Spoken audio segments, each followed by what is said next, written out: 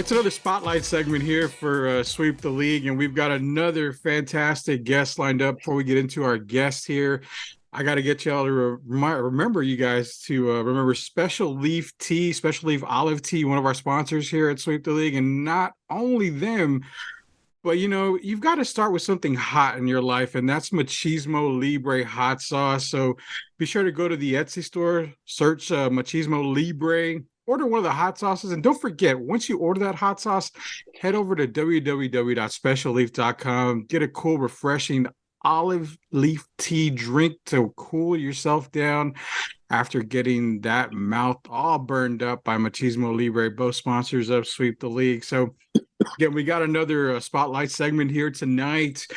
We're rocking and rolling literally on these spotlight segments, getting a lot of great guests in. I've got another fantastic guest in, and we're going to get into the backstory of how this kind of happened between him and I. But we got to welcome from the #1 show in San Antonio, and that's right. I'm going to say #1 everywhere, just about, because they're #1 in everyone's hearts, no doubt about it. You heard his voice in the background. Not just in the hearts, on the books too, where it matters.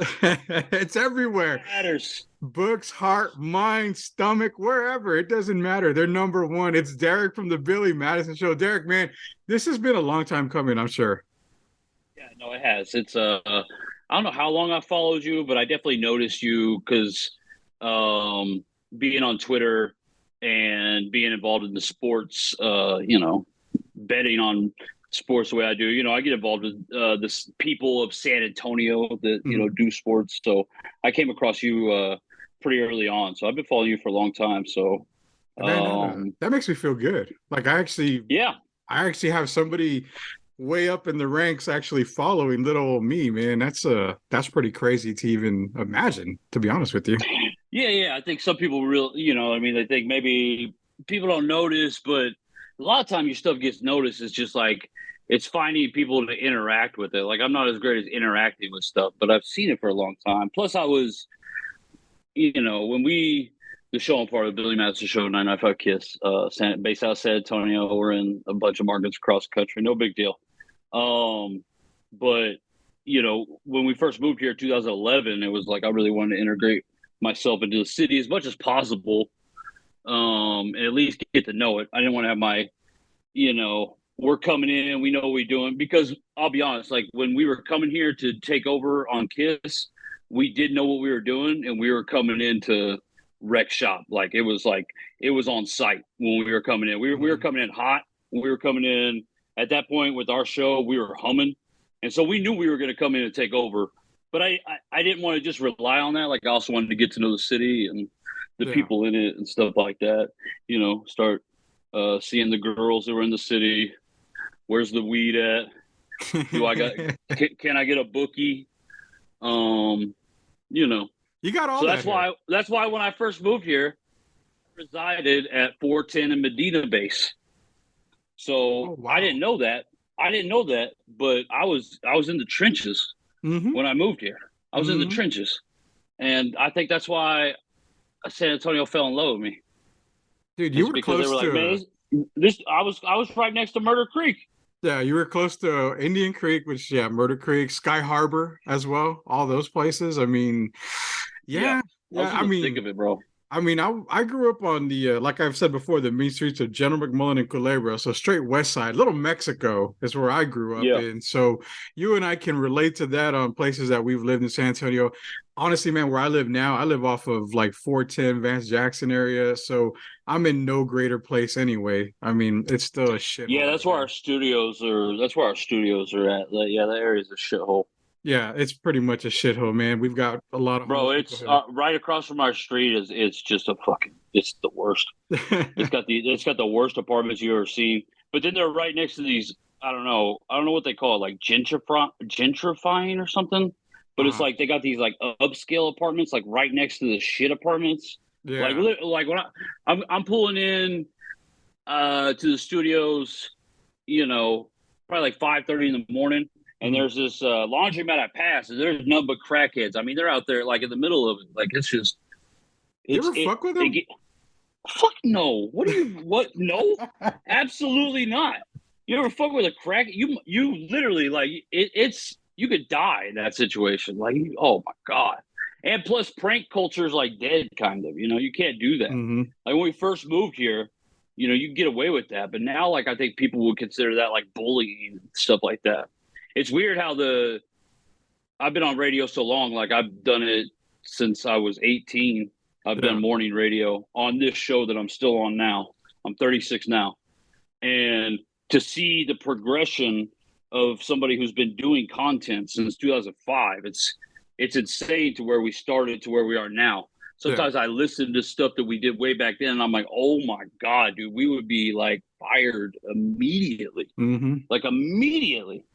And so it's been fun trying to navigate that, but also at the same, it's like with me and Billy, I like how we've grown from that and we figured it out. You know what I mean? Because at the Yeah. core of us, I think, you know, we do a funny show. We have great chemistry, so we'll figure out the rest of it around there as the landscape changes.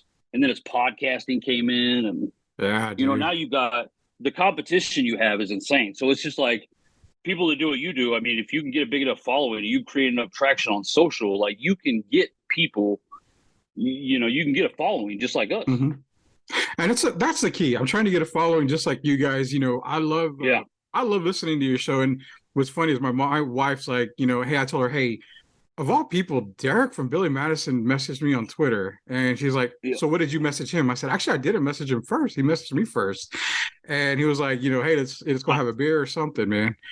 I'm like, So tell wow, me that ain't badass about me is that I ain't scared to be like, hey, what's up, bro? Like yeah, I'm not scared to acknowledge people, but I think that's just because, you know, when we are number one in the city, like, and we have been for years. yeah, And when you're confident, like when you do well, it's like you don't have to like act like you don't know who other people are. Like yeah, I hate that shit. It's mm-hmm. like, oh my god, like don't be annoying. Like I got no problems. I got no problem being the first one to reach out to anybody if I fuck with them or if I tweet. You know what I mean? If I see their stuff and I Yeah, like it. But I think some people might be like, they might see stuff, might be like, well, I'm not going to acknowledge that person. You know what I mean? Because yeah. I don't want them knowing. It's just weird. It's just weird. No, I get it. And I get it. so yeah. But no, see, that's just proof. I'm a good ass dude. I really am. You are, dude. You're a good ass dude, and like I said, I was I'm kidding, surprised. bro. I gas myself up, bro. No, Don't no, let me do that shit. you are a good ass dude because nobody in the right mind would have thought. I would have looked at my Twitter and I'm like, all right, in the fucking days of ghosting and shit and creating these fake ass accounts, this has got to be a fake ass account. And I go on there, I'm like, all right, this bro has like 64,000 followers. He can't have a fake ass account. So then Yeah, starting to talk to a little bit more, started texting and stuff, and I'm like, yo, this shit is real. So I'm yeah. like, cool, man. You know, that's much love, and you've actually you're in a position where I dream of being, and that's radio, which I've been on radio for about a year and a half. Then I came straight to podcasting, but I've always seen myself Mm-hmm. as that co-host type guy because I don't really like the hosting part. I like the co-hosting part because I can jump in. I Yeah, have my little one-liners. I have my quick right. wit. That's the perfect job for me. So, how did it all start with you and Billy? How did it just come together for you? So Billy has always been like the control guy, which is I don't think Billy gets enough credit for how funny he actually is with him also having to run the ship. Mm, Because as you know, as somebody with the host, when you're guiding the thing, it's a whole nother thing. And he's taking live calls. Like we're like an antique when it comes to that. Nobody fucking takes live calls. Nobody does. yeah. But to me, there's so much power in the phone. And the phones are so funny. Like people just in general are funny. But he's navigating all this, what's coming up, making sure he hits breaks on time, and trying to be funny and engaging in the conversation. Me, I don't have to do none of that shit, bro. I don't do none of that shit. Sometimes I sit at my computer and I'm watching YouTube and I'm talking shit. You know what I mean? And I got an Mm-hmm. AirPod in and I'm like watching like poker or something like that. You know what I mean? I'm eating my fourth breakfast of the day. I'm fighting with my chick. I'm on my phone in a poker tournament. You know what I mean? Like all that. Like I get to do all the fun shit and just talk shit. And Billy's over there sitting there captaining the ship. So the co-host to me, you know, because some people in the past have been like, "Oh, you ever going to be the host and stuff like that?" And it's just like I know what I'm good at, and what I'm good at is being a co-host. Yeah. I'm good at my chair. I'm good at what I do, and Billy's great at what he does. And it's recognizing that our team is good, and there's no ego between me and Billy. I have an ego as far as myself against like other competition in the market Mhm. or just in general on the radio. I have an ego, and about that. But with me and Billy, there is none. Like we understand one another. I wouldn't be in this position at all if it wasn't for him.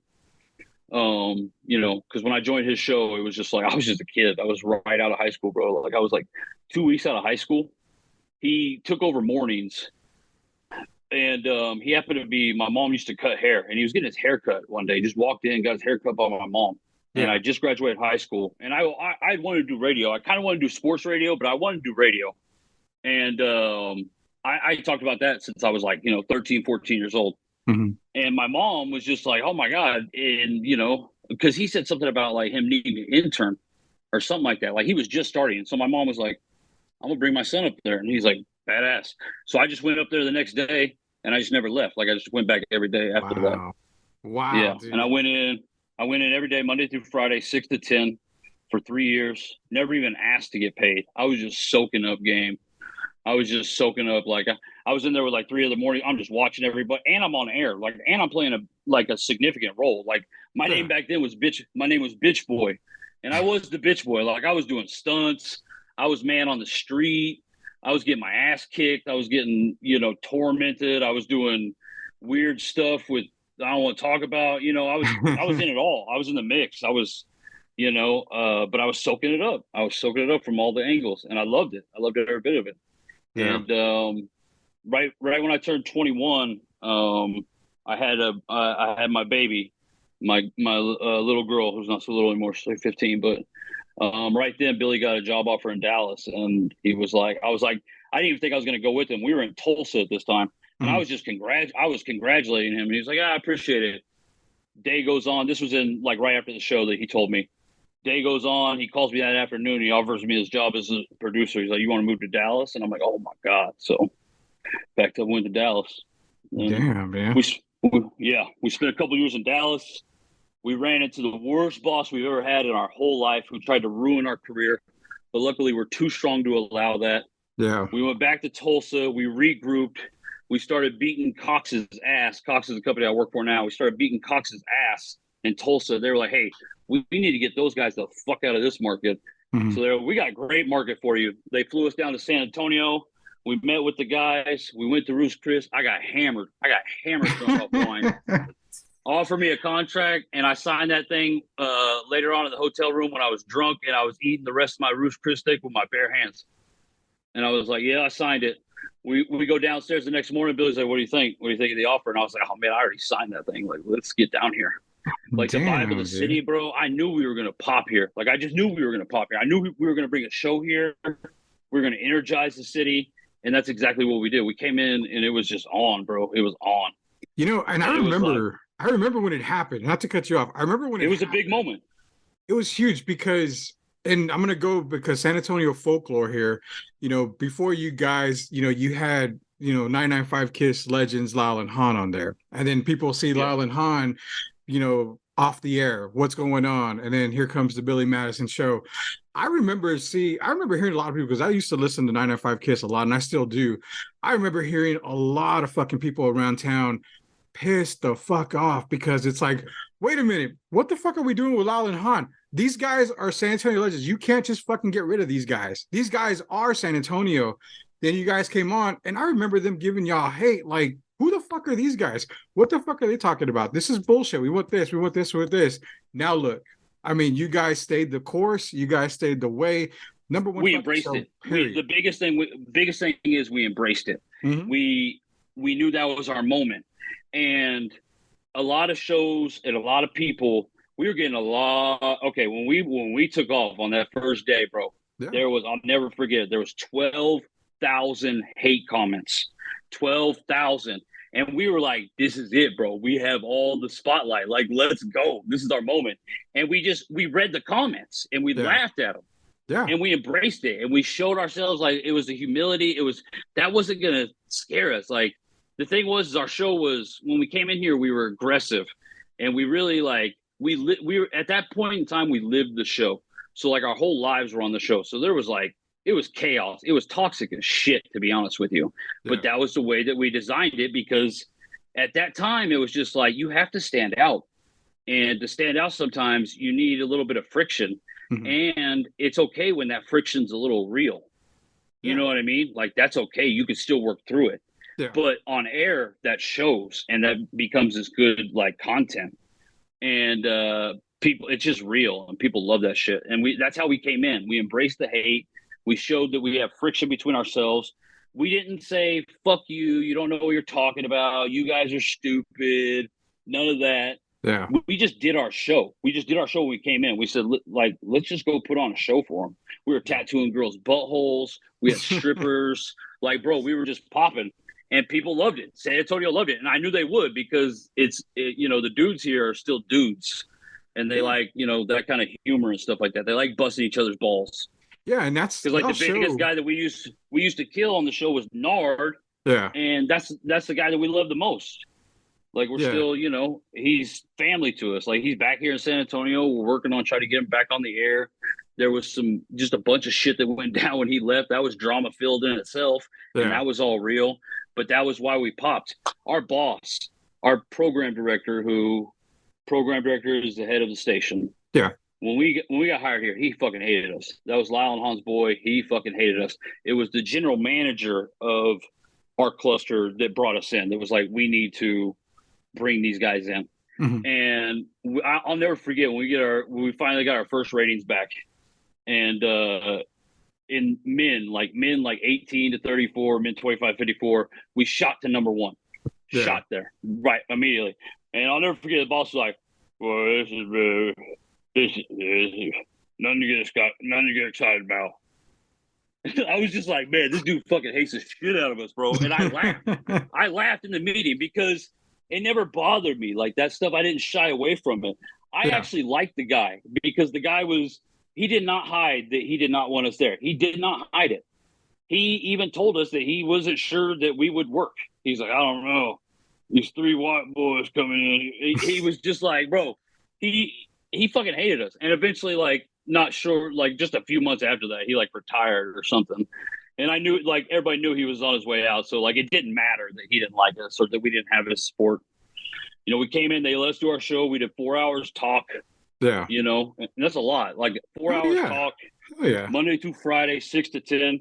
That's why sometimes, like, I'm not gonna drop any names to get, like, rude or nothing like that. But there's some people that don't put respect on our name, and don't see that we do 4 hours live every day when nobody else in town does it. Yeah. Nobody else in town does it. Much less talk. Yeah. 4 hours Monday through Friday, 6 to 10, and we've been grinding at that. And it's like second nature to us, but we're still hungry for it. That's why we stay in the game. Yeah. Every day we're still trying to bring it. We're trying to be funny. We're trying to entertain. Our hearts are in it. Our minds are in it. Like, we're not just these old ass dudes that are ready to pack up shop. You know what I mean? Yeah. It's like, I'm only 36, so I still got a lot of gas in me. And Billy, he's a little bit older, but he's younger because he takes care of himself and he works out, and you know what I mean? Doesn't drink, doesn't smoke, just goes to Disney. So, he keeps himself in shape. I hear you, dude. And a lot of people say, hey, you do sports, you talk sports, you're podcasting, you were on 930, this and that, well, you're not on 930 anymore. So what are you doing? What show do you listen to? I said, I listen to one show, and this isn't my kiss ass moment of the show either. Yours is the only show I hear. I don't listen to any sports talk in town. And it's not so much probably disrespect. too painful. It's probably too painful too. It is. Because it's no you disrespect. should be on there. Exactly. On there. Exactly. Yeah. That's my feeling. And people call me hater left and right. And I'm like, it's not hating. I just feel like you're the position I want to be in. So why do I want to hear that? Knowing that I can do that. I just feel like when I first, how I first noticed you was when you and Carolina did stuff together, and you guys fucking popped. Yeah, you guys you guys were great. Like, because you know why? Because there was a little bit of friction there, and you could tell. Yeah. You could tell. Like, I think that's why you guys made such good radio, and that's why you guys made such good content. It's like you guys were both. You're different people. Like, me and Billy are completely different people. Yeah. But that's my dude, and We disagree on stuff. We don't fight or anything like that. We Mhm. disagree on stuff, and we're different people, and we've created a lot of chemistry, but it works because we are different. Like, you know what I Yeah, mean? So it's just not the same perspective. And then when you disagree, and you naturally you're gonna fall on the other side of things and stuff like that, because I think that's the only way you do sports radio. Like, I do a little sports betting podcast, and it's just where I just give out my picks and I just try to talk a little shit on the NFL. yeah, I don't know how people would sit there and talk about the sports like that for like long, continuous time. It's not that you have to be Stephen A. and Skip, but there's gotta be something that you're tuning in for. exactly. Like this person, and you gotta take a stand on shit. And then when you have to eat shit about it because you were wrong, like fucking Jake Paul, that motherfucker. Sorry, sorry, I No, mean to cuss this so is a much. podcast, brother. You can All cuss all right, you cool, want. I don't cool. care. That motherfucker, bro. He hooked me. Oh my god, bro. I was every day, bro. I was Paul brothered out. Yeah. You mess with the Paul brothers, you fall brothers. Like they were my heroes. And I can't believe he lost to Tommy Fury. He got his ass whooped. He did. That he did, man. I hate that everybody was right though. Everybody, it's one of those things that just makes me like, because I'm not afraid to take the other side, the path less traveled, if you will. I Yeah. think it's also it's the side that I'm always attracted to. Yeah. But in doing what I do, it's also a side that does give me attention because it does stand out. So like when Paul loses, people tweet the shit out of me, making fun of me, and it hurts because it wasn't an act. Like I was all in. I thought Paul was gonna knock his ass out. Yeah. I mean, I was talking shit. I've been talking shit for like 2 years about that fight. Like Tommy Fury's a bitch, and Tommy Fury, he said he won an 18-foot ring. This guy's dumb. He's gonna be in a phone booth. Jake Paul's gonna no. Tommy Fury wanted an 18-foot ring because he wasn't gonna let Jake Paul go anywhere. He was gonna eat jabs for 8 rounds. Yeah. And he beat his ass. And it was just like, oh my God. Fuck. Yeah, dude. I'm so sad because that's already over. Like that was so fun. That Jake Paul thing was fun, and now it's over, and that sucks. So he really can't get back on that bandwagon. I mean, he could, but it's going to be hard. So all fucked up now because he lost. So the match that he has to do is Tommy Fury, but nobody cares. Yeah, exactly. So it's not going to do anything. Now Nate Diaz, that fight is dead, and the KSI fight is just like, I don't know. I like the Jake Paul thing because you got to give him credit for like how he dove into it. You know what I mean? Like he really did. Like he was about that life. Yeah. It was just a different level. It really was. Like everybody that said. So the thing I hated was all the people that were like, fight an MMA guy, fight a boxing guy, and I was like, yeah, we're gonna fight a boxing guy, and we're gonna knock him the fuck out. And we fought a boxing guy, and we got destroyed. Yeah, and that sucks. Yeah, it was. So what does everybody do? Everybody tweets me talking shit, and I'm like, God damn it! And I'm just sitting in my house, mad as fuck, dude. I'm mad because people are talking shit, and I just have to eat it. I have to eat it, and that sucks. Nobody wants to eat it. I want to create an angle out of it, and I can't. Like, God damn it! Sometimes I had like 40 tweets drafted where I'm just like, well, the one I settled on was that he took a dive because that was the story. That was the storyline for every fight was, this guy took a dive. So I took it as Jake Paul took a dive. Well, there you go. You reversed it, bro. I didn't. I lost. It was a horrible tweet, and it sucks. And I was wrong as shit. And that, but that's the thing to me about sports talk, that's what you got to have. Yeah. Like some people are afraid to get in the mud about it, and you can't. You can't be afraid to get into the mud, and you can't be afraid to have friction. And, You know what I hope sometimes? Like I wish you and Carolina would get back together. You guys were a power duo. We don't talk anymore. I mean, for obvious reasons, I know you don't. We don't talk anymore. And I know everybody, like you and everybody else in the media and the industry know that. But I have I've always told myself that if there was ever a reunion tour, I would not be opposed to it because I'm not going to lie, dude. I brag about shit and I talk a lot of shit for my own sense, but I ain't gonna lie. I knew how good we were. I knew how good we could have been. I knew we could have easily been one of the better talk shows in town. But when behind the scenes shit happened and it got real, I had to put a stop to it. And was it my fault? I think it was both of our faults at the time. But if it ever Yeah. came across where, hey, there's part two happening somewhere, I'm not opposed to not talking about it. I mean, I know where I stand on stuff, and that's all I Yeah. want to know is this. I want to know where I stand on this. I know where I stand on this. But if it was to ever happen again, I've never been opposed to it. Like in my opinion, never. No, yeah, that's I mean, I still follow both of you, like, separately, but it was just like you guys were a power duo. And I hate seeing people break up, to be honest with you, because as a part of being a part of like a radio show, Yeah, you know what I mean? It's just like, oh my God. Sometimes that's why I said earlier, like how I don't want to be a host. Like I love being a co-host because of just how fun and stress free it is. hmm, But it's also like I know, like I'm good in that environment with that dude, with the show that we have, and so like that's why I've been able to survive and continue on in my radio career, and I've never had to get a real job as of yet, still to yeah, this day, you know. And it's because I knew where I fit in, and I was comfortable with where I fit in. yeah, I didn't mind not being the star of the show, and in turn with that, like Billy Differt holds me back, so my personality comes out anyways. And it's not that I become a star of the show, but I just become um like me on the show. Like it's yeah. not like I'm just some, you know what I'm saying? And I'm good. Like I like that. I prefer actually not to be at the spotlight. That's why I love Nard.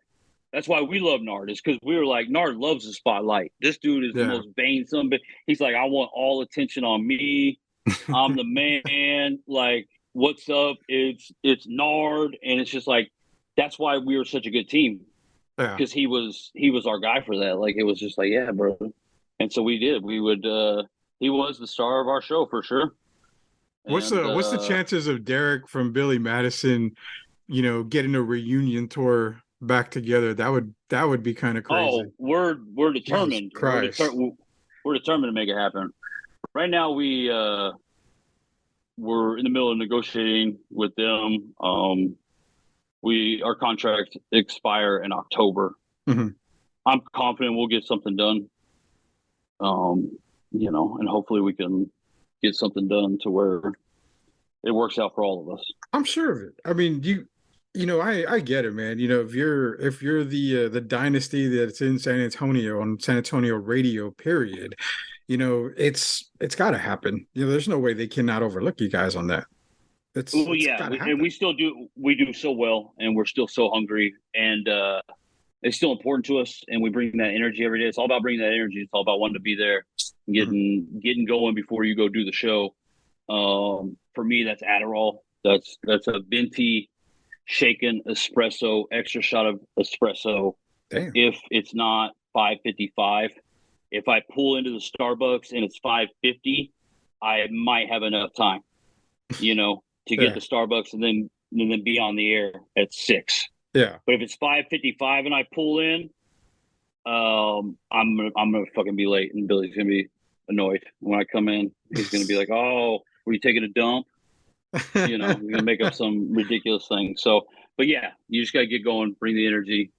I feel Um, you. I feel you, dude. I feel you completely on that. And that's my thing too. Given if I ever had the shot at radio again, I'm more, and I know I love the co-host spot. I've yeah, done the hosting, and you're right, man.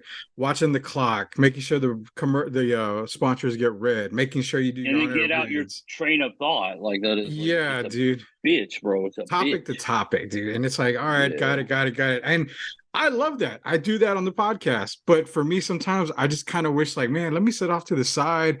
Let me chill. You know what? Oh, that's some shit you want to talk about? Let's talk about that shit. Let me get down and real with it. Because y'all show, when I first started this podcasting over 8 years ago, it was the Rated R podcast. And I mean, we talked everything from sex to, I mean, some of the craziest shit you could ever imagine. And we mixed in yeah. sports. So, I love how y'all show is like that. I mean, it's tits, it's ass, it's whatever you want to talk about. It's Oh, relationships. It's like all that yeah, stuff. Yeah, it's from anywhere from hand gibbers to mouth hugs to whatever you want to talk about. And I yeah, grew up on that. Well, I grew up because of Howard Stern. He was one of the reasons why I yeah. wanted to get on there, was because of him. Now I've got him back in the backyard here in San Antonio with you guys. I mean, that's exactly what I love talking about on the air. shit like Yeah, that. no, that is for sure. It was definitely guys like Howard, especially back then, that kind of showed us the way. Hmm. And the biggest thing about Howard to me that I always took away was don't be afraid to just go for it and be Yeah, your personality, and you have to, and don't be afraid to be on the wrong side of something. You know what I mean? As far as like if it gets an emotion one way or the other, don't reach for it, because to me the biggest bullshit is when you reach for it. Like I yeah, hate that shit, and that's yeah, why sometimes skipping them get pushback. But they're also just trying to sometimes fill time. But yeah, in the meantime, with them filling time, there are like emotional, real like, no, you're fucking wrong, I'm fucking right, and I love that shit, and so does the world. And that's what I feel like that's what sports talk almost has to be. Like it's yeah, hard to get around that. You don't want. I'm not saying every show be like Stephen A. and like Skip and Shannon, whatever, right? yeah, But it's just like I don't know. There's just got to be you can't be afraid to be like, okay, you're dumb as shit on this. Like, you're completely wrong. You know what I mean? yeah. And you got to be able to to me, the biggest thing about it is you got to be able to disrespect the shit out of the people you're working with. I Oh mean, yes. disrespect the shit out of them Oh yeah. because in our world, right? You got to be able to be disrespected, but realize that we're not really disrespecting you. Like we would never, when the mics are off, we give each other shit. But are we really trying to like go at each other? Of course not. Like we're not animals. We're just on the air, and it's just like, okay, well, I'm gonna call you out because we're on the air, and what Yeah. you know what I mean. That is bullshit, No, I get um, it. I get it completely, but dude. yeah, I that's get my thing that. is key. And the reason that I feel like everything works out, we resign, is because radio's not developing talent. Like Yes. there's nobody young in the game, bro. There's nobody. They've really like hammered down on having like the young person that's in there like getting their feet wet, and that's a Hmm. problem. That's a problem that's going to have to be addressed. But it's an overcompensation because radio had to buckle down and battle with like podcasting and all that other shit. Like there's so much competition. Yeah. You know what I mean? We're all fighting for so much now, and it's like that pool is, so for us to still be relevant and do our thing and really still be committed to radio. Like we haven't dove. We have a podcast, but we haven't totally dove. We're still like, because there's still, you still have to have radio. Like you still do have to have radio, Yeah. and it's still there. You know what I mean? You can't totally abandon it, and that's kind of been me and Billy's philosophy, like with our company and stuff like that. It's like, hey, if you notice, like we haven't really abandoned this. Like we're still Yeah. committed to this, media here. So and you don't want to spread yourself thin too. You don't want to do too much. Like when you're doing like 100,000 different things, it's like I don't know. I think you spread yourself out too much. Yeah. No, Yeah, for sure, man. I know a lot of people that have like radio and they just appear on like 100 different things. I know that works for like Stephen A, but that's because it's like force fed because it's on ESPN and Yeah. ESPN's going to be on. You know what I mean? Like people aren't looking for every Stephen A show. They look for one Stephen A show, and that's on in the morning. Yeah. Exactly. There's one Stephen A show that they look for. The rest is just them feeding. And I think people have taken that motto and that aren't on ESPN, and they're like, well, I'm gonna do a show here. I'm gonna do a billion shows. And it's like you've now just spread yourself over like all this shit. So it's Yeah. like, where do I watch your main content at? And so me and Billy have tried to still keep main content as radio. Yeah. And that's the way to go. You're right. Because, I like just doing the sweep the league stuff. I like getting guests on here every now and then, but the main thing is, like you said, it's kind of keeping it even flow, man, keeping the same thing going, not doing too much at all. And that's kind of what I love doing as well. I mean, I want to keep it simple. Basically the whole thing with sweep the league is just keep it simple. It's life, laughs, and sports. I mean, and what's kind of funny is you're probably thinking maybe in the background, we haven't talked about sports yet. I mean, this is a sports type thing. I'm the type I love talking sports, but you know what? It's life, dude. It's having fun. It's laughs. It's whatever. But I do want to get into a little bit of sports talk. You've got that Degenerate Derek podcast going for gambling. So Yeah. your whole sports model is on NFL. I've seen a lot of it. We've gone back and Yeah. forth on it. I've taken some of your bets, and I'm like, yeah, I've hit and all that great stuff. Yeah.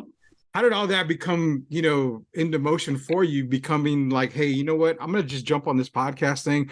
I'm going to lay this podcast down and I'm going to beat the ever living shit out of everything on this podcast because I know my numbers. I know my bets. How did all this just come into fruition? It started when I was a little boy. I've always been into betting on the NFL.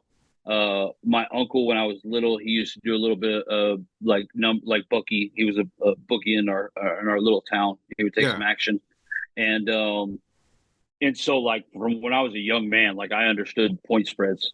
Like I yeah, understood -7. I understood what 46.5 was like, and I was looking at it in the paper. So it was with me from the time I was like, I don't know, 7 or 8. mhm. 8 is when I really remember it. But so I've always done it. I've done it my whole like when I was younger in my teen years. I had like Bovada and stuff like that. So I was Yeah, gambling, and so they wanted us to at one point in time. Our company, our boss at the time, wanted to do like a little bit more content. Nothing major, just something like small.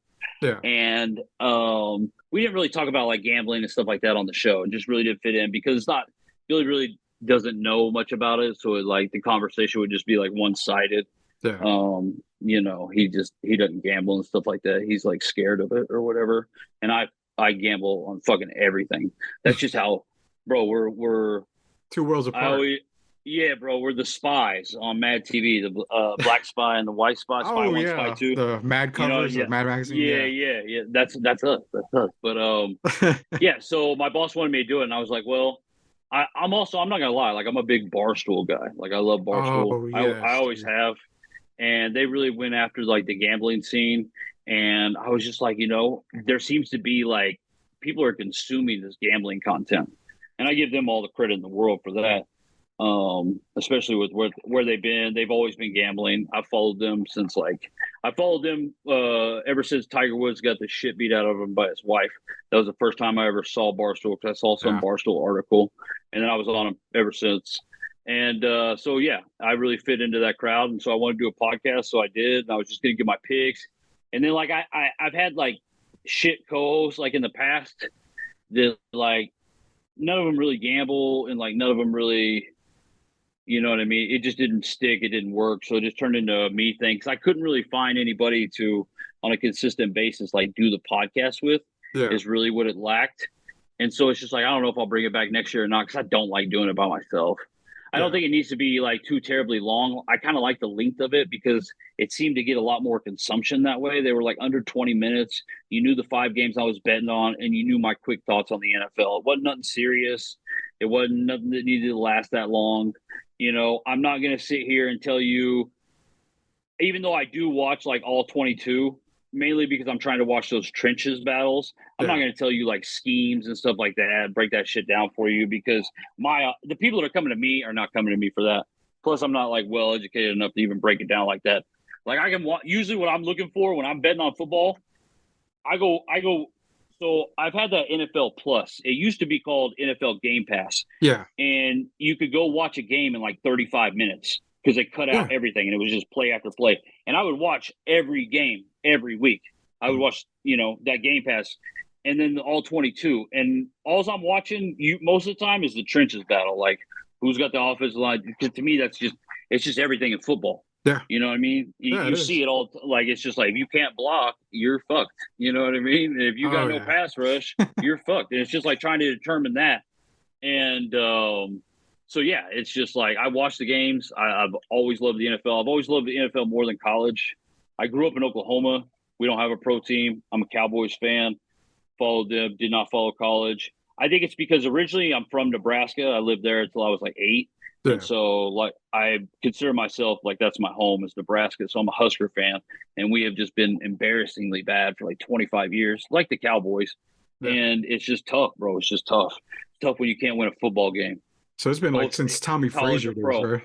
Bro, Tommy Frazier, I wish I could talk to people about Tommy Frazier and let you know what a bad motherfucker he was. Very Lawrence bad. Phillips, Yeah, Lawrence Phillips. the Windstroms, like, come on, bro. We were dogs. I We were remember the Tommy. I dogs. remember And the now we Tommy can't. Frazier years, man. We Jesus. fucked up so bad. We fucked up so bad when we went to the Big Ten Yeah. because so we used to have a Big Ten team. Like we used to have heavy team in the Big 12 and we Mhm. couldn't keep up.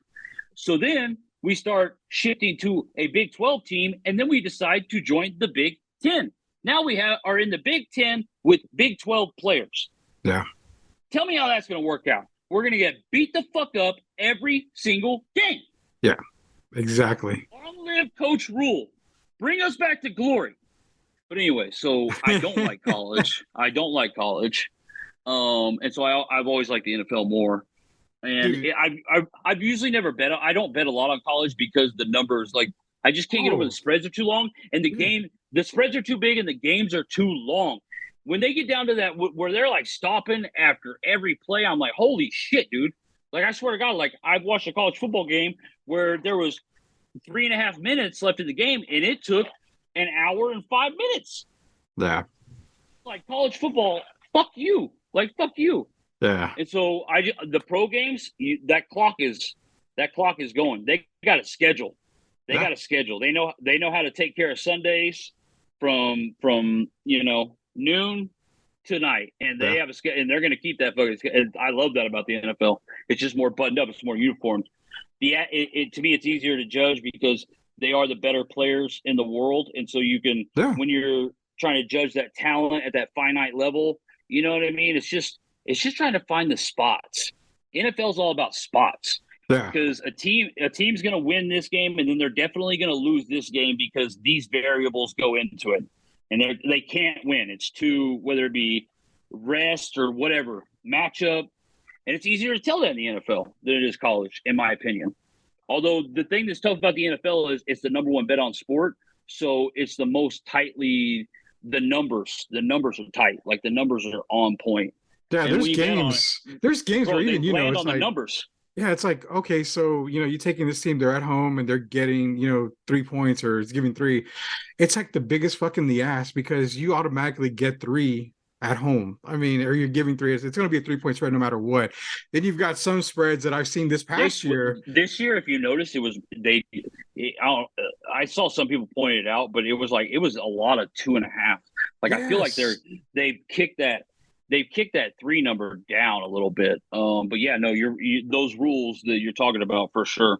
Or when a number, like, if it opens up like Chiefs -2, and then that number crosses to where the Chiefs are +1, it's like this number just crossed.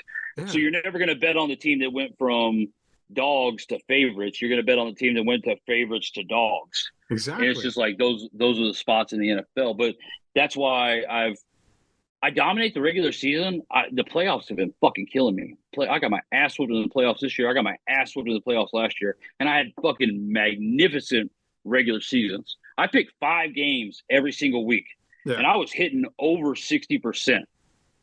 And it was just like, bro, I was rolling. I was having to get new bookies and shit. Like, it was fun, dude. It was a good time. It really was. Hell yeah. And like I said, I was following you on Twitter. I was following the picks. Yeah. I was looking at them. I was taking them. People look at it crazy because I like to bet like Jets and shit. I like to bet ugly dogs. Those are the best games to pick. They're not the best games to watch, but the slugfest, bro. And the games that people don't want to bet, like, that's why I enjoy defense, though. Like, Billy hates defense. I love defense. Mm-hmm. Like, I don't know why. I never thought I'd be a defense guy, but there's just nothing sexier than when a defense is just beating your ass just because of all of the advantages that you have on the offensive side of the ball. Exactly. But yeah, exactly. As you can tell, I have a great love for the NFL. I really do. I love it. I don't, because of it, I play a lot of poker too.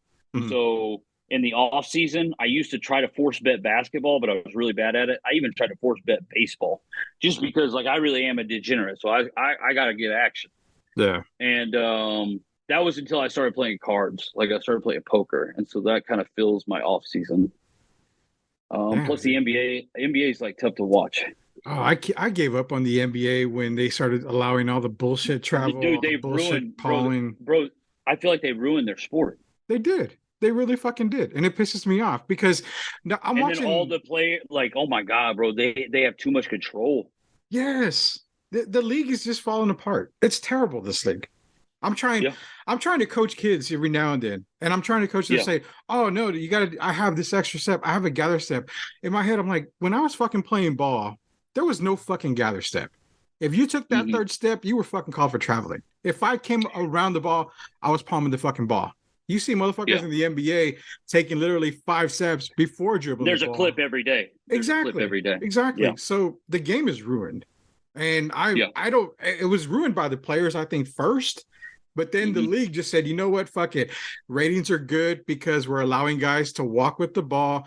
We're allowing guys to push off. We're allowing guys to do whatever the fuck they want.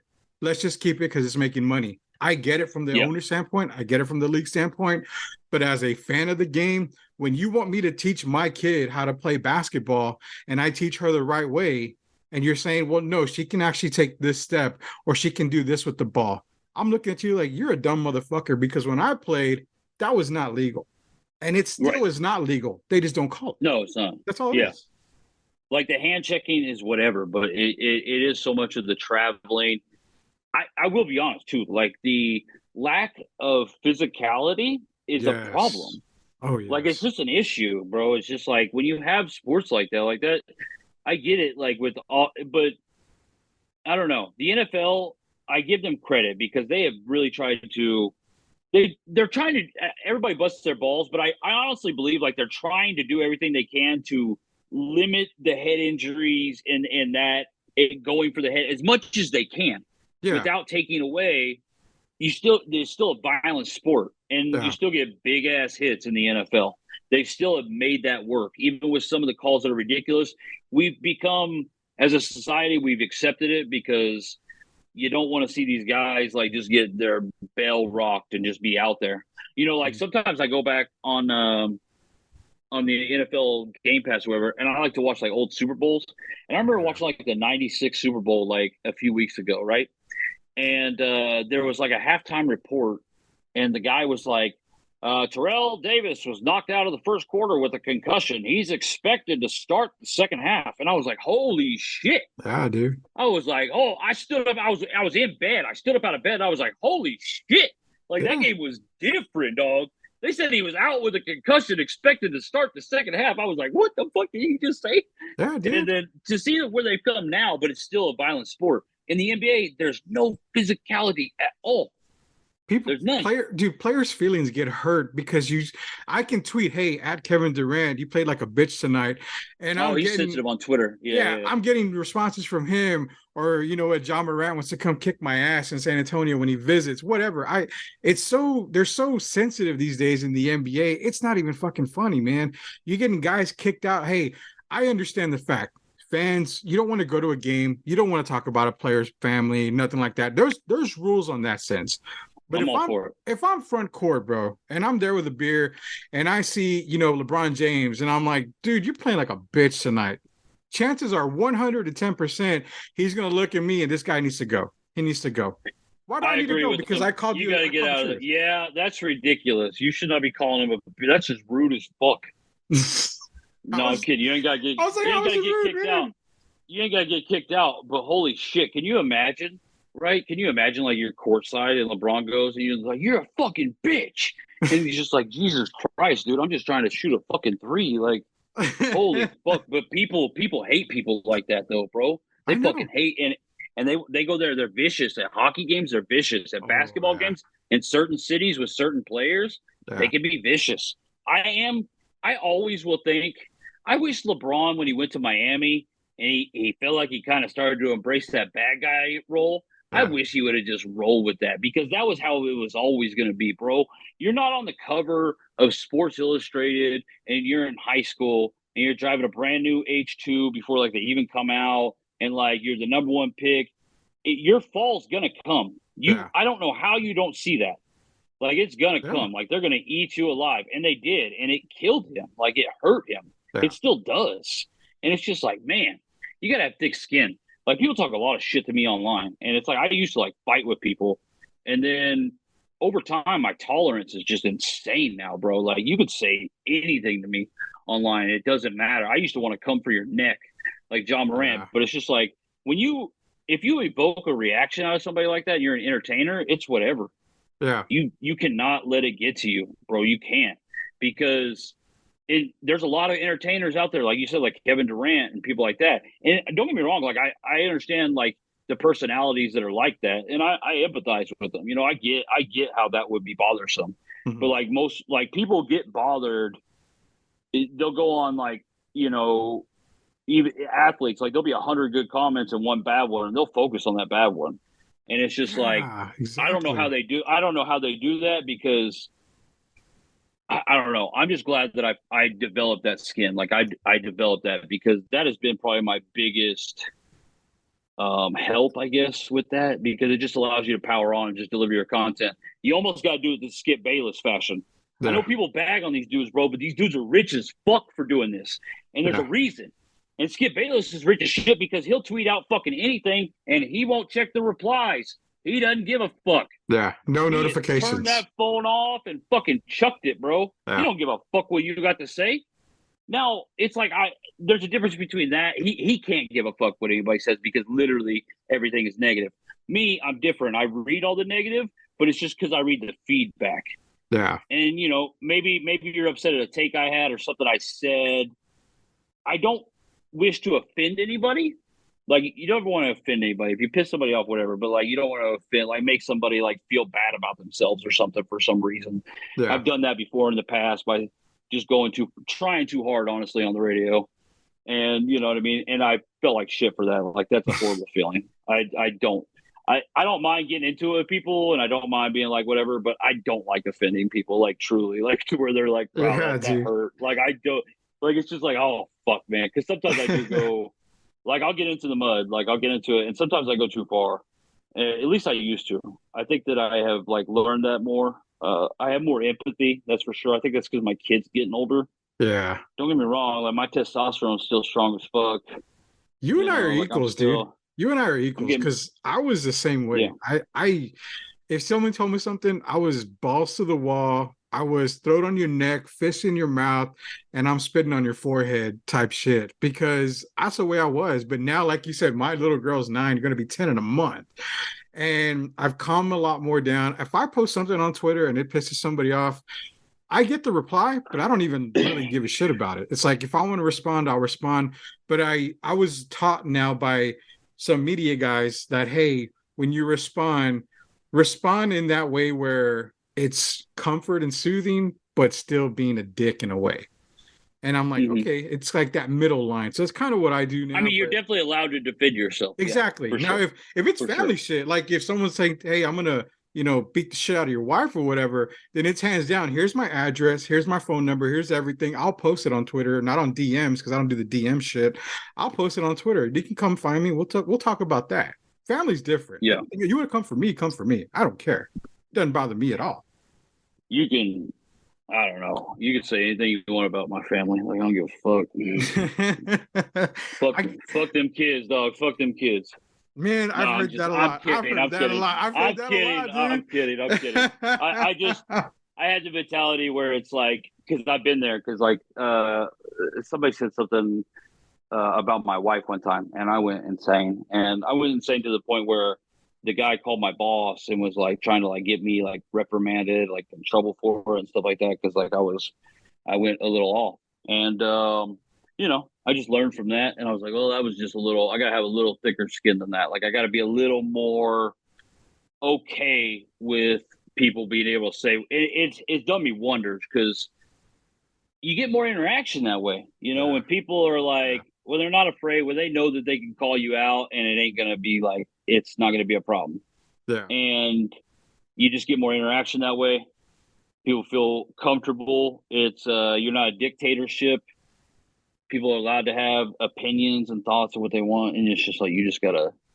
It's part of the game. It's part of the game you sign up for, especially when you do content. Oh yeah, You know what I dude. mean? It definitely is. And I like I said, I know you probably get a lot of shit talked. I know you probably get a lot of stuff like you said. My goal is to win I get the a lot of love, to be honest with oh you. hell Like yeah, you do. I see that. the shit talking was more. It was back when we were more aggressive. Really, now we're just trying to like make people laugh and just be funny and like make fun of ourselves because we're both ridiculous people. Yeah. And if it's got to get rowdy here or there, it does. But it's just like it's not the nature of our show. So because of that, I don't get as much as I used to. It's just really mostly support, to be honest with you. Every Yeah. once in a while, somebody calls me fat, but that's all right. Oh man, come on, dude. No way on the fat jokes, man.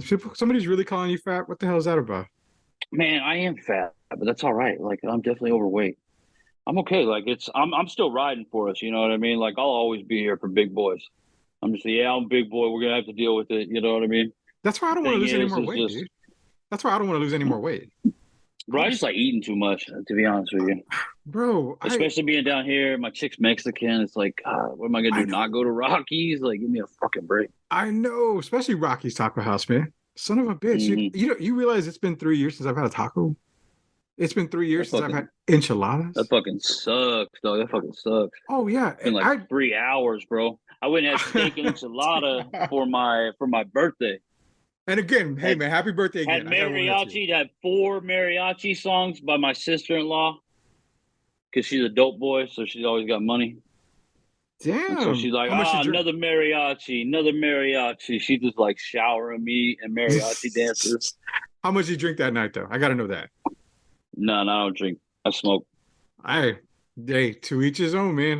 I drink a lot. I don't smoke, so I drink a lot. I mean, that's my thing. Is Yeah, I gotta I drink. try to live. At being a dad, I try to limit my vices. Yeah. I mean, I try to, and I also do chewing tobacco. So it's like drinking would just be way too much.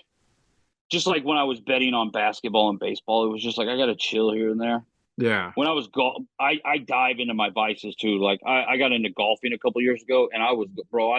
You would have thought I was trying to join the fucking tour with as much as I was golfing, dude. I had rounds going like 4 or 5 days a week. Wow.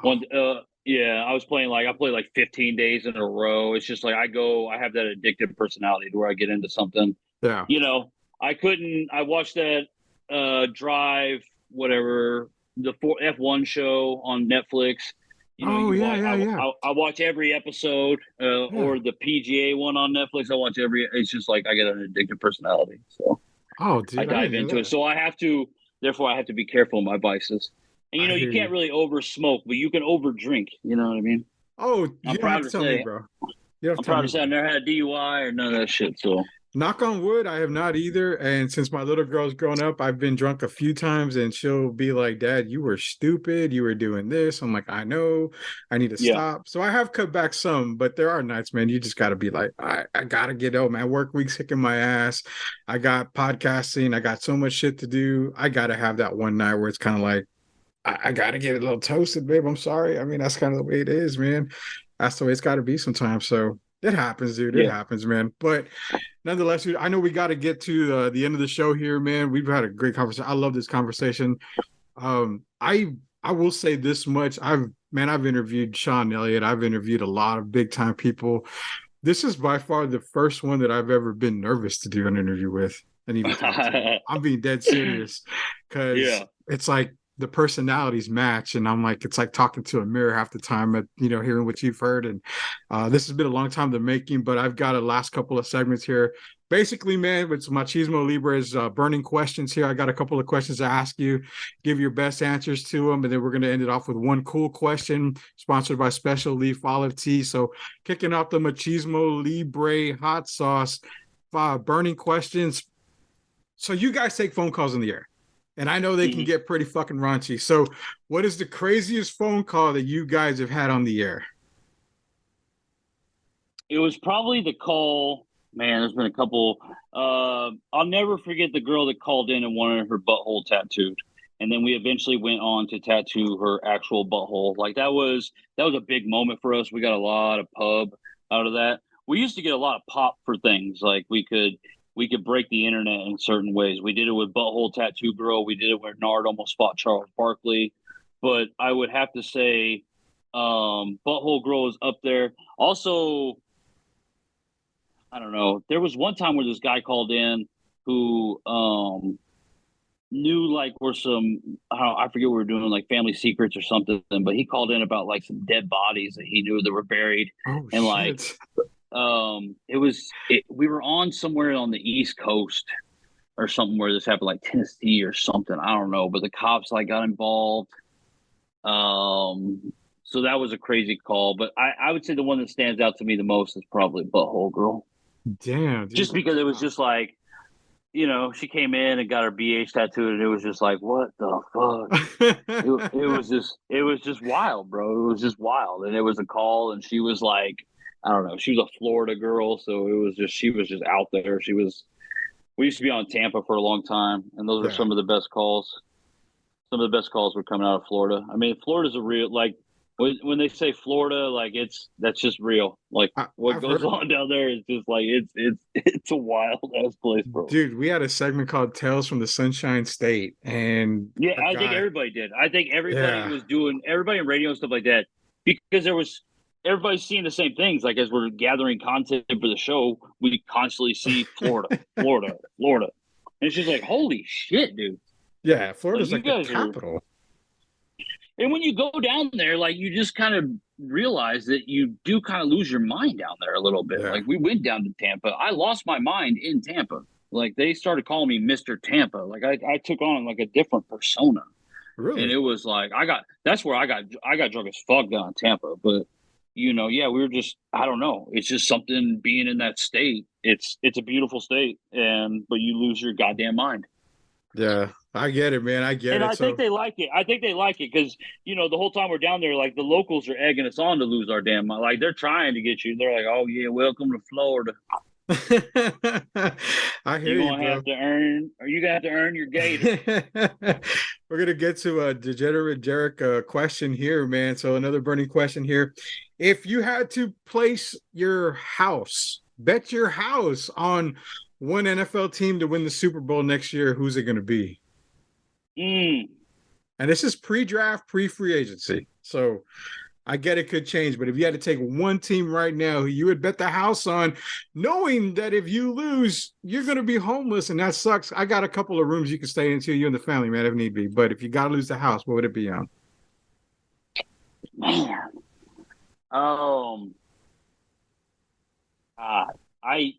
I don't know.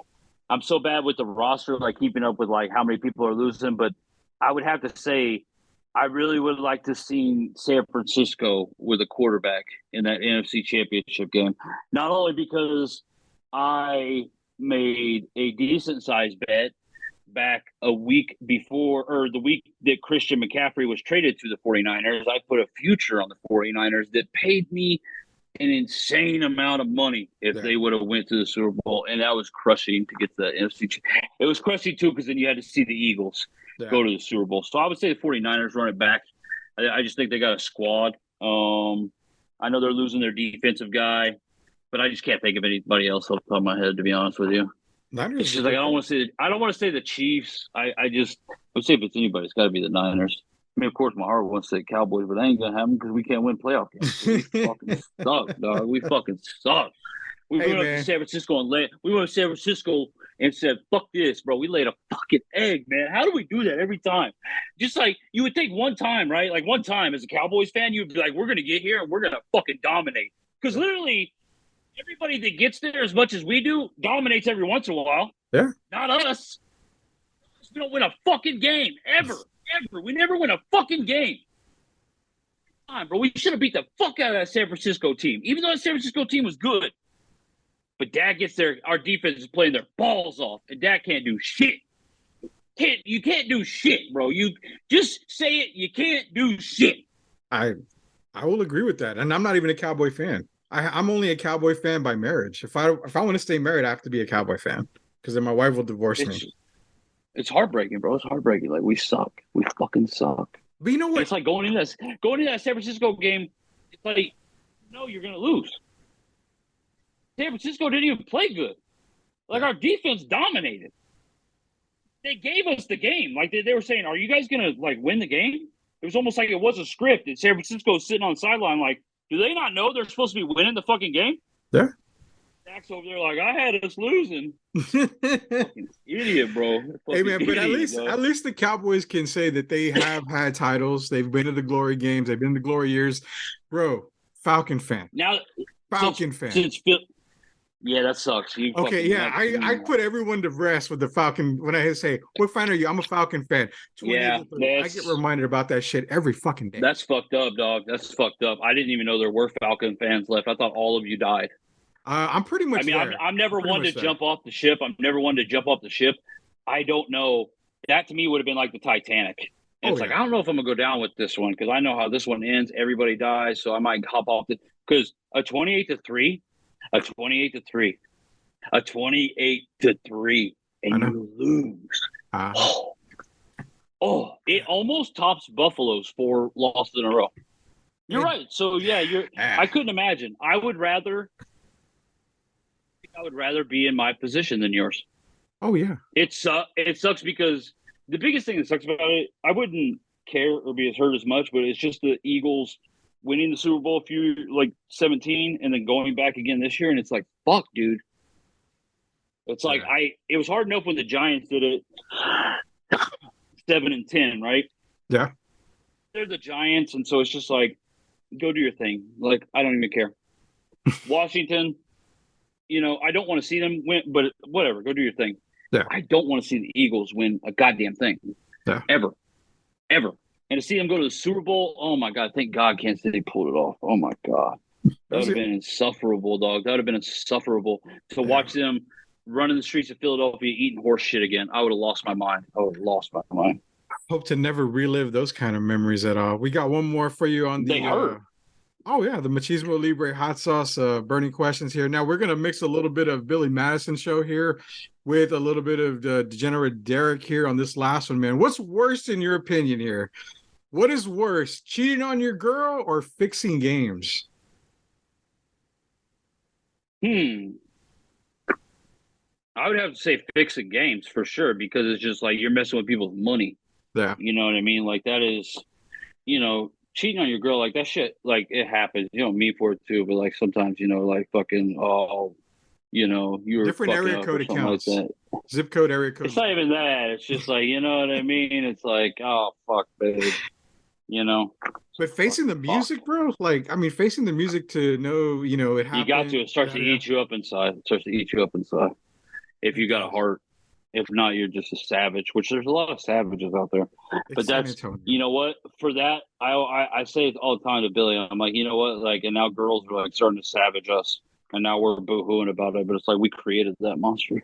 Oh, They're like, you know what? Yeah, and it's just like, oh man, there's nothing worse, bro. You have to admit, there's nothing worse than knowing a girl's like cheating on a dude, and it's like, oh my god, right here, dude. It's like, right oh man, I've been there. What? You've been there. You've been. An old girlfriend of mine really took me to the cleaners, and that could be an entire probably Billy Madison segment there. So my next girlfriend of mine. Though. That sounds sad. Yeah, it's a pretty sad story. And now that you've mentioned 28-3, and now this ex-girlfriend thing, I'm definitely gonna hit the case of beer when we're done with this show, because now I'm getting all in my feels, bro. That ain't good at all, homie. That ain't good at all. But nonetheless, at least you remember it. That what? It's good. It's good to remember those things. It's good to remind yourself that life could always be worse. You're damn right, and I'm glad life isn't worse right now. We got one more, dude. This is the special leaf tea cool question. So I can't be picked. This is a definite. You can't pick Rudy Campos, no matter how much you want to. Who's the coolest person you have ever interviewed or talked to, being a part of the show?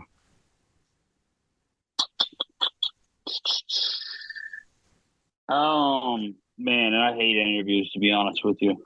Like, just because except for if they're in studio. Like, I hate phone interviews. In studio interviews could be hit or miss. I would say it really is a toss up. The nicest guy we've ever interviewed was, rest in peace, Chris Cornell. He was literally he was a beautiful person. He really was. He was the nicest, kindest guy that I had ever seen, like just interact with people. And genuine too. One of the best interviews, low key, that we ever did was Edge from WWE, just because during the time, like with context, it was just such a great interview. And it was after he kind of had retired from the WWE, but he hadn't talked at all. And so it was kind of a big interview for us. Yeah. Because it got us a lot of press. Man, bro, it's been so long since we've done interviews. I know we've done some cool ones, and I'm trying to think, but it's just I smoke so much weed, and my memory, bro, it fails me bad. And it could be somebody you talked to. You just met him. They don't have to be an interview. Just somebody you met in your lifetime. Meeting George Foreman was pretty cool. Also, meeting Juggalo Phil was pretty cool. Juggalo Phil was this guy who used to call into our show, and he had just got out of jail. He was serving time because he tried to rob the Burger King that he worked at. And they recognized him, and they were like, "Hey, Phil, we know that's you."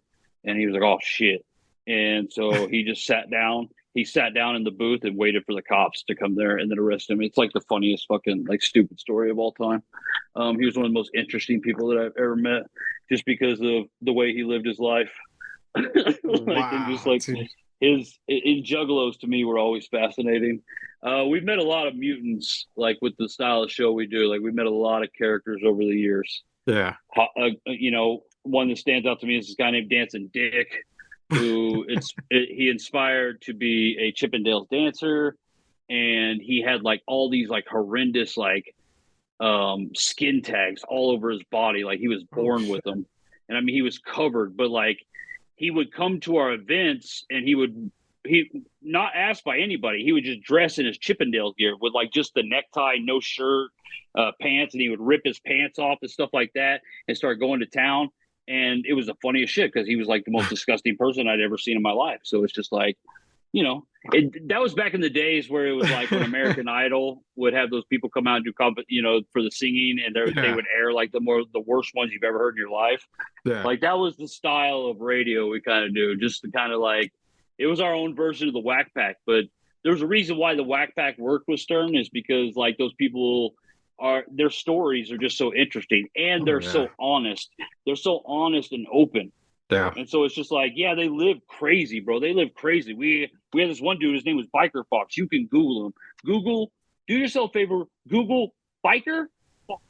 And it's going to be this guy comes up, he has a skullet, and he's always wearing like bicycle uniforms. Mm-hmm. And he has the biggest cock you've ever seen in your life. And he would ride his bike everywhere in Tulsa with his cock just like right there. And he would like ride his bike to bars and like go pick up. This dude was a legend. And we found out that he lived with like 40 raccoons, like in his house. What the fuck? Yeah. And it was just like, bro, what are we like? This is insane. Like, it's just, it's just like when you open that door, that's why the phone calls, I always love the phone calls and like meeting people like that, because you just never know who you're going to meet. And the phone call is just like you're opening a door that you don't know what's on the other side of it. And that part has always been intriguing to us and interesting to us. So I've met between the characters and the celebrities. It's been, it's been cool. I gotta be honest, like I haven't really met a celebrity that I'm just like, oh my God, like I wanted to meet him, but it's just like, I think my celebrities are like just too A-list that I would want to meet. Like I don't freak out about the WWE guys and the things like that. I've never met like Tim Duncan or anybody. I probably would kind of like, I mean, he's a pretty big star, He's okay. He's kind of big. He was, God love the Spurs, bro. I was so thankful when I moved down here in 2011, and then I got to experience like what a bigger city's championship parade is. 2014. That was like, that was right when we were balls deep in San Antonio too. I never felt more San Antonio than that moment, and that was so cool. Like that was a night that was just like, that was awesome. Like that was an awesome thing to experience. Hell yeah, dude. Back in the day, right, when you could watch the Spurs. Now it's just like, oh my God. Now I don't even have cable anymore. So it's kind of a good thing that they're. Who does? Who has cable? Well, shit, man, you can't stream the damn game anywhere. What is it? Bally Sports can't stream shit anywhere. So, oh well. I mean, you got to have some kind of cable or something to watch the Spurs. But like you said, shit. Okay, yeah. See, I watch zero NBA, so it's just like, yeah. Yeah, I'm kind of at that point too with the league. Like I said earlier, it's just a shitty league. But you know what I watch right now? I watch Ukraine versus Russia. I watch that on YouTube. You ever want to do a geopolitical conspiracy podcast? I'm your guy. I'm your fucking guy. We can do whatever you want. In fact, you said podcast. I went to Indeed right now and I looked up Degenerate Derek co-host, and not posted yet. Hit me up. Shoot me a text when it posts, because maybe I can apply for that, man. Just FYI. But yes, hey, sir. Dude, Monday through Friday, 6 to 10, Billy Madison Show, 995 Kiss. Derek from Billy Madison Show joining us tonight. That's where you can hear him every single Monday through Friday. It's the best show in town, the number one show in town, Degenerate Derek Podcast. Maybe one day I can kind of chop it up, give you my 5 games of the week as Derek gives you his as well. But nonetheless, you can definitely catch me and Derek on Twitter and just catch us on social media, man. But hey, dude, I appreciate you joining me tonight, man. It's been fun. I hope we can do this again some other time. I mean, this is Anytime, brother. always going to be good to go. But again, thank you for joining us here on Sweep the League Special League Tee. Go order your Special League Tee and also Machismo Libre. Hit up that Etsy store. So for Derek, it's Rudy Campos Jr. Until we sweep the league again next time, we'll see you guys soon.